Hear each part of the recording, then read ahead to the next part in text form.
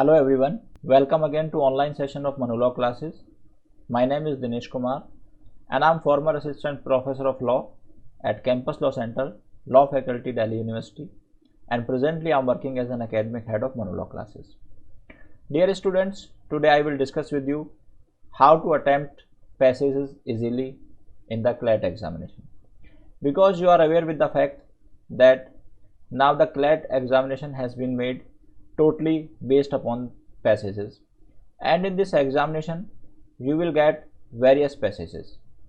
So because of the time constraint, it is very necessary for all of you to understand some tips on the basis of which you can solve the passages easily in your examination and save your precious time. But before moving forward, there is an important announcement for all of you. Dear students or dear candidates, admissions are open at Manu Law classes for the upcoming batch of 2022 and 2023 for CLAT examination. All of you may get yourself enrolled with us for getting the best result. For more information, you can dial on the given number, that is 9971 444 054, and you may also visit our website, that is www.lawentranceindia.com. Dear candidates, we at Manu Law classes are also providing 15 days free trial to all of the aspirants of law entrance examination, including CLAT or ILAT. And in these 15 days free trial, you will get the following benefits. Number one, you will get the live classes with one-to-one interaction. You will also get recorded conceptual lectures on various topics. Number three, you will get topic test, and number four, you will get various sectional tests. Apart from these facilities, we will also provide you the analysis of your performance, and this analysis will be done by our team of experts. To avail this facility, you need to do the following activities. Number one, you should find the link in the description below. Next, you should locate sign up for 15 days free trial, and then you should fill the form given on the website. Then you would be eligible to get the benefit of this facility provided by the Manu Law classes. So now we come to today's topic, and today's topic is how to attempt passages easily. Dear candidates, you know that there is paucity or shortage of time in your examination. You have 5 sections, and in these 5 sections you have 150 questions, and the time duration is only 2 hours. Since your examination has become passage based, so you need to read the passage first, and then you will give answer of the various questions. Since you are having 5 subjects in your examination, so there would be only 24 minutes with you to solve a particular portion of the examination. For example, in LA portion, you will have 39 to 40 questions, and you have to solve these 39 to 40 questions in 24 minutes. Because if you will give more time to any other subject or any portion of the question paper, then you will compromise in the other section of the question paper. So the biggest challenge before you will be how to solve the passages easily in the examination. So I am telling you certain tips. If you will follow these tips, it will be very easy for you to understand the passage and solve the passage in a quick manner. So my first point is, first of all, read the questions in the passage. Means, because generally you will have 5 questions based upon the particular passage. So what is my point, or what is my suggestion to all of you? My suggestion is that first of all you should have a look to the questions in the passage, because if you will have the look first of all in the questions or upon the questions, then if you will read the passage later on or subsequently, then it will be easy for you to find the answers of various questions, because the information which you required as per the question, you would find that information in your given passage, and that will be, you will be able to find it in the first go. So it will save your time. My second point is that you should not focus upon each and every word of the passage. What is required for all of you? You must only have the basic idea or general idea about the passage. Means आपको passage के each and every word को नहीं पढ़ना है, बल्कि आपको you must have a basic idea, आपको केवल पैसेज का बेसिक आइडिया ही रखना है.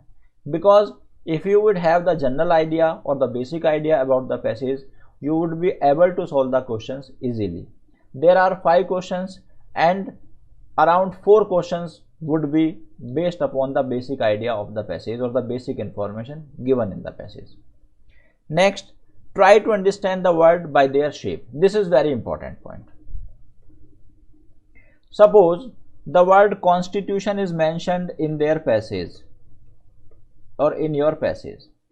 So my dear, you are aware with the spelling and the shape of the word constitution.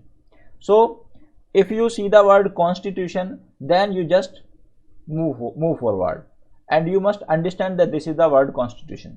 You need not to read each and every letter or each and every word of the passage, because your point will there be only to get the general information in the given passage, and you need not to check the spelling of the particular word.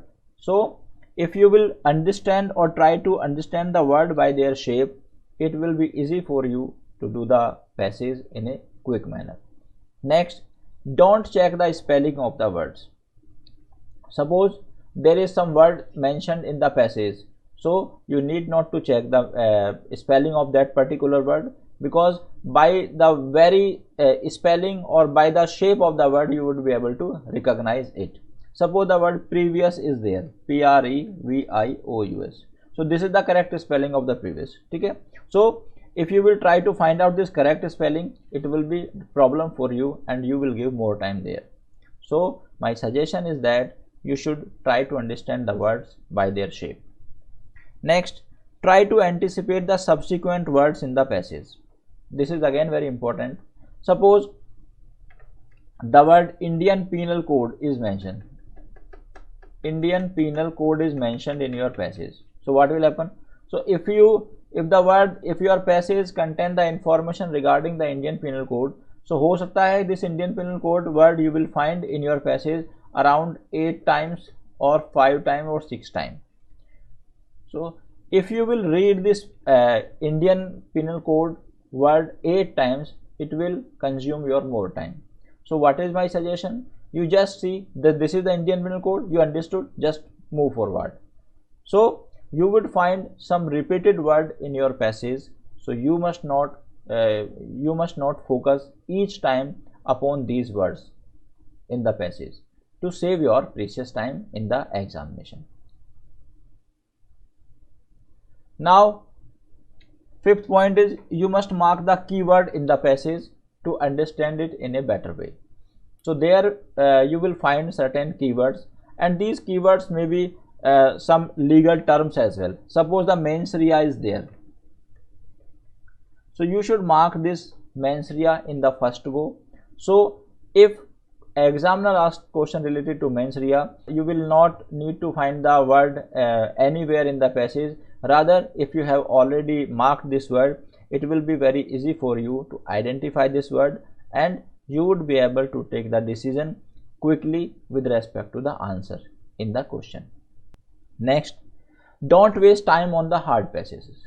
My dear student, if I am talking about the legal portion, you will have around 8 passages in the legal portion, and some passages may be easy, but some passages may be difficult, or some passages may be difficult.